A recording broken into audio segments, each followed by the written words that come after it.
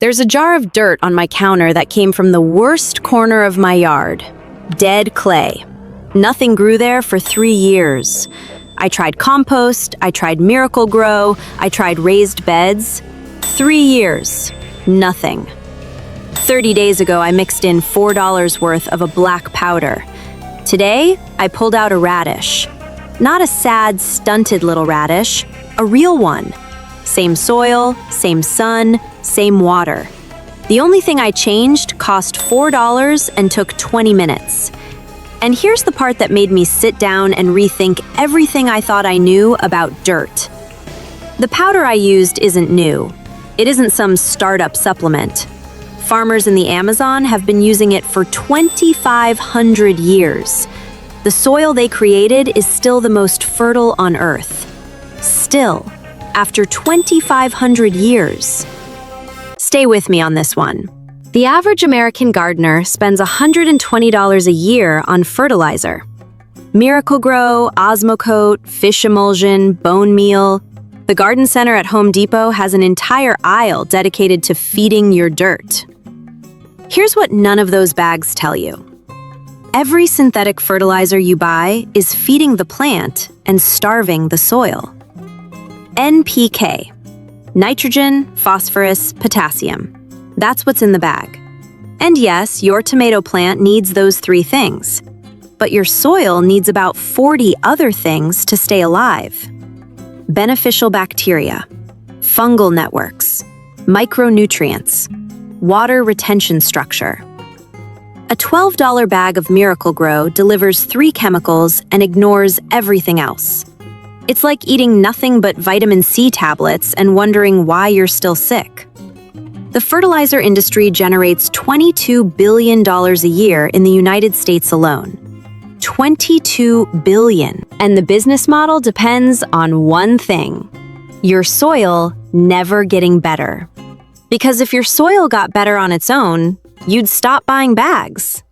Think about that for a second. Every bag you buy is designed to be temporary. 3 months of results. Then you buy another bag. Then another. Then another. $120 a year, every year, with soil that never actually improves. I did the math on my own garden last year. 3 bags of Miracle-Gro, 2 bags of bone meal, 1 bag of garden lime. $108. And in September, my soil tested almost identical to what it tested in March. All that money, 0 lasting improvement. I was renting nutrients, not building soil. That's when I found Biochar. Here's why it actually works, and it's simpler than you think. In the 1960s, a Dutch soil scientist named Wim Sombroek was working in the Brazilian Amazon when he found something that didn't make sense. Patches of deep black soil surrounded by the typical red-orange clay of the rainforest. The local farmers called it Terra Preta, dark earth. They'd been growing crops in it for generations. When Sombroek tested it, the results were extraordinary. This soil was 2 to 3 times more fertile than anything around it. It held water longer. It supported more microbial life. And here's the part that changed soil science. It was man-made. Someone 2,500 years ago deliberately created this soil. They weren't lucky. They weren't random. They developed a technique and passed it down through generations. And the proof is in the depth. Natural fertile topsoil in the Amazon is maybe 4 to 6 inches deep. The Terra Preta deposits Sombroek found were up to 6 feet deep. That doesn't happen by accident. He spent the rest of his career studying it, published dozens of papers, and what he found rewrote the textbook on what soil can become. Those indigenous farmers figured out something that modern agriculture is still catching up to. They burned wood without oxygen, a process called pyrolysis. The result is a pure carbon structure riddled with microscopic pores. Under a microscope, it looks like a honeycomb. millions of tiny chambers per cubic inch. Those chambers do two things that nothing else in your soil can do. First, they hold water. Biochar can absorb up to 5 times its weight in moisture. In practical terms, that means your soil stays damp for days longer after rain or watering. I measured this. I'll show you the numbers in a few minutes. Second, and this is the big one, those pores become housing for beneficial bacteria. The microorganisms that make nutrients available to plant roots need somewhere to live. In dead soil, there's nowhere, no structure, no shelter. Biochar gives them a permanent address. A 2019 study published in the journal Science of the Total Environment reviewed 63 field trials across 4 continents. The average crop yield increase with biochar was 25%. In degraded soils, the kind of soil most home gardeners are working with, the increase was up to 40%. The study also found that biochar increases something called cation exchange capacity. You don't need to remember that term. What it means is your soil's ability to hold on to nutrients instead of letting them wash away every time it rains. Biochar increases that capacity by a factor of 5 to 10. That's not a small improvement. That's a fundamental change in how your soil functions. And here's the comparison that made me rethink my entire garden budget. A bag of Miracle-Gro costs $12 to $15. It feeds your soil for about 90 days. Then the nutrients wash out. Your soil is back to where it started. Worse, actually, because the salt content in synthetic fertilizer kills the very bacteria your soil needs to function. Biochar costs $4 if you buy it, $0 if you make it from yard waste. One application. It lasts, and I need to be careful with this word because I don't use it loosely on this channel, but the archaeological evidence says it lasts centuries. The Terra Preta soils in the Amazon are still fertile after 2,500 years. That's not marketing, that's archaeology. All right, here's the build. I'm going to show you 2 methods. Method 1 takes 20 minutes and $4. Method 2 takes about 2 hours and costs nothing if you have yard waste. Pick whichever fits your Saturday. Method 1, the easy way. Buy and crush. Go to Home Depot or Walmart. Find hardwood lump charcoal, not briquettes. This is important. Briquettes have binders, fillers, and lighter fluid additives. You don't want any of that in your garden. Lump charcoal. It looks like chunks of burned wood because that's exactly what it is. Royal Oak brand, blue bag, usually bottom shelf in the grilling section. $3.99 for an 8-pound bag at Walmart. That bag will treat about 32 square feet of garden bed. Step 1. Put the charcoal in a heavy-duty trash bag. A contractor bag works best. Double it if you only have regular kitchen bags. Now crush it. I used a rubber mallet. A brick works too. You want pieces roughly the size of a pea or smaller, not powder, pea-sized chunks. This took me about 10 minutes for one bag. Step 2. And this is the step most people skip, and it's the reason most people say biochar didn't work for them. You have to charge it. Raw biochar is empty. Those millions of microscopic pores I mentioned, they're hungry. If you mix uncharged biochar into your soil, it will actually pull nutrients away from your plants for the first few weeks while it fills up. That's not what we want. Charging is simple.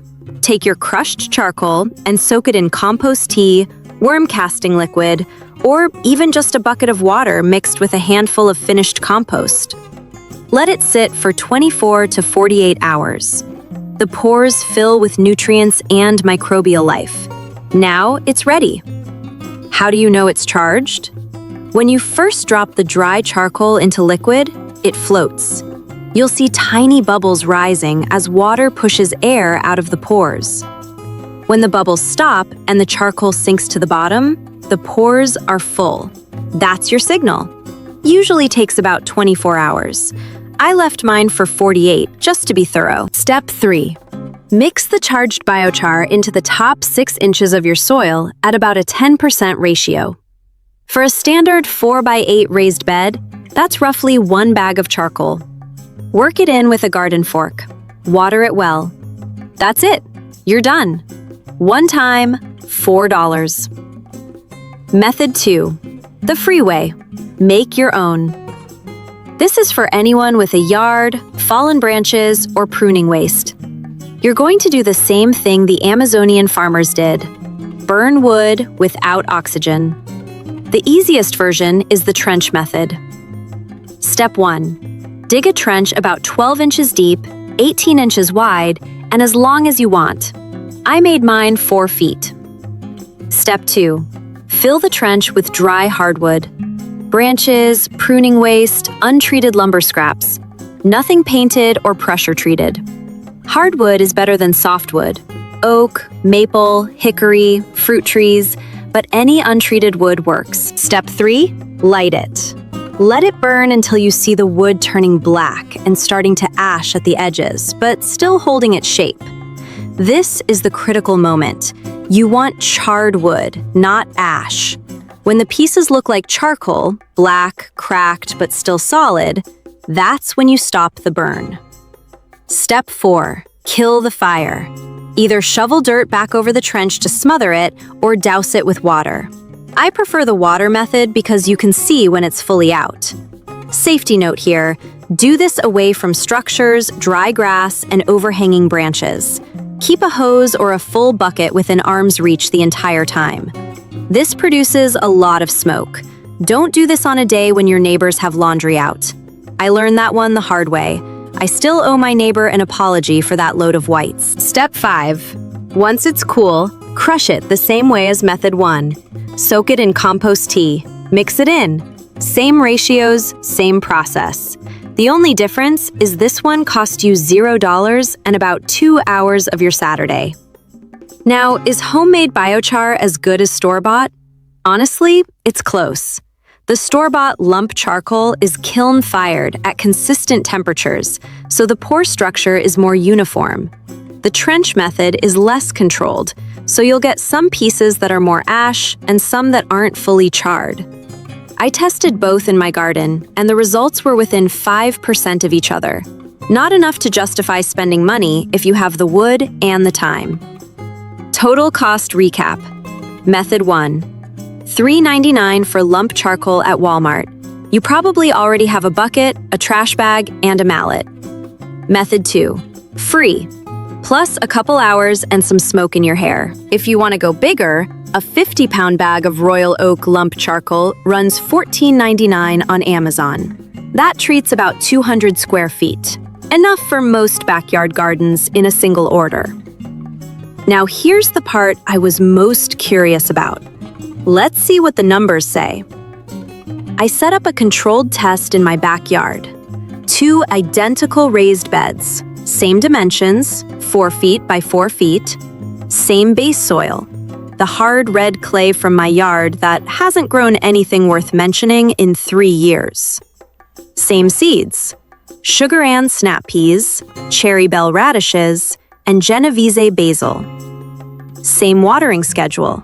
Every other day, same amount. The only difference, bed 1 got charged biochar mixed in at 10%. Bed 2 got nothing. I ran this for 60 days. I measured 4 things every week.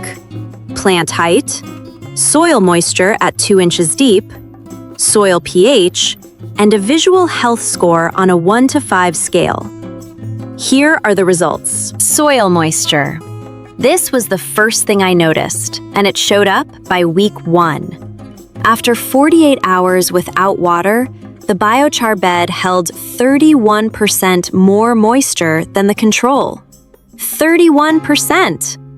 I tested this 5 separate times across the 60 days. Same result every time, within a couple percentage points. That's almost a third more water staying in the root zone. In summer heat, that's the difference between watering every day and watering every other day. Over a full growing season, that adds up to real money on your water bill, and real hours of your weekend back. Soil pH.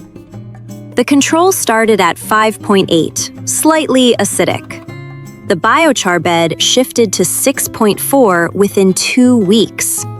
That's right in the sweet spot most vegetables want, which is 6.2 to 6.8. I didn't add any lime. I didn't add any pH adjuster. The biochar did that on its own. By week 4, it stabilized at 6.5 and stayed there for the rest of the test. Plant growth. Week 1, nothing visible. Week 2, the biochar bed peas were maybe half an inch ahead. I almost didn't notice. But by day 30, the biochar peas were 4 inches taller. By day 60, the gap widened to 7 inches. Same seeds from the same packet, planted the same day. The radishes told the real story. The biochar bed radishes were ready to pull at day 28. I pulled one out of curiosity, and it was full-sized. The control radishes, still small at day 45. 17 days faster. Same variety, same yard, same everything except $4 of crushed charcoal. The basil was the biggest surprise. The control bed basil grew fine, normal-sized. The biochar basil grew leaves almost twice as wide, with a noticeably darker green color. I didn't measure that scientifically, but you can see it in the side-by-side photos. Overall, the biochar bed outperformed the control in every single metric I tracked. I didn't expect the moisture retention difference to be that dramatic. 31% is significant. That alone saves water and time all season long. I didn't expect that either. 2 things before you try this, because I'd rather you hear them from me. First, biochar is not instant. I saw some improvement by week 2, but the real results didn't show until week 4 and 5. The microbial colonies need time to establish in those pores.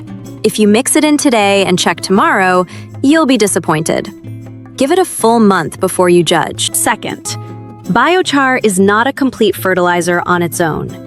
It improves soil structure, water retention, and microbial habitat, but it doesn't contain significant nitrogen, phosphorus, or potassium by itself. In the first year, you'll still want to add compost alongside it. Good news! After that first year, the biochar makes your compost work dramatically better because nutrients stick around instead of washing away with every rain. Third, and this one matters, if your soil is already alkaline, pH above 7.5, be careful. Biochar tends to raise pH. Adding it to already alkaline soil can push you out of the growing range for most vegetables. Test your soil first. A basic pH test kit is $3 at any garden center. Takes 5 minutes.